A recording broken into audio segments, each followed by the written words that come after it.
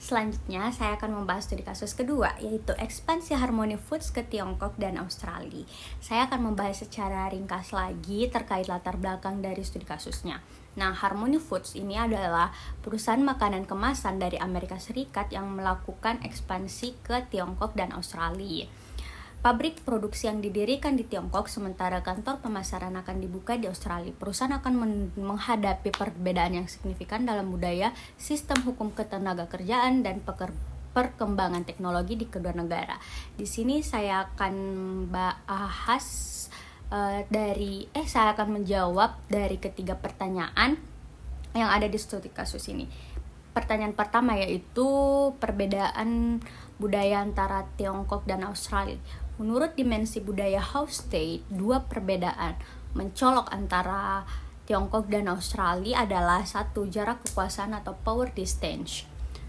Tiongkok memiliki kekuasaan tinggi, struktur kerja yang bersifat hierarki, dan keputusan biasanya datang dari atasan. Sementara Australia lebih egaliter dengan gaya komunikasi terbuka dan partisipasi.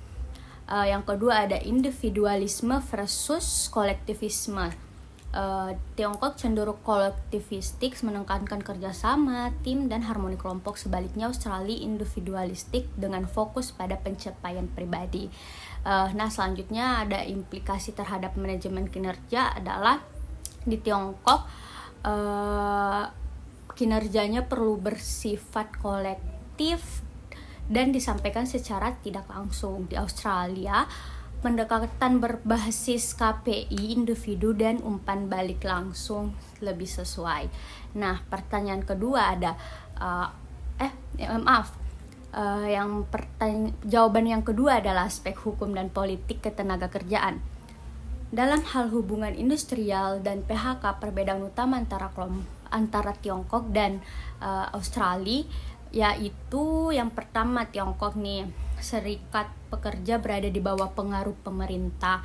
Regulasi ketenagakerjaan mengharuskan proses PHK dilakukan dengan prosedur administratif yang kompleks dan pengawasan ketat. Pelanggaran terhadap prosedur ini dapat berakibat pada sanksi hukum. Di negara yang kedua ada Australia, serikat pekerja sangat aktif dan independen.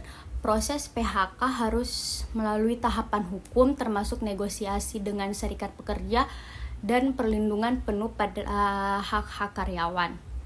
Sistem industrial relation Australia sangat mendukung perlindungan pekerja.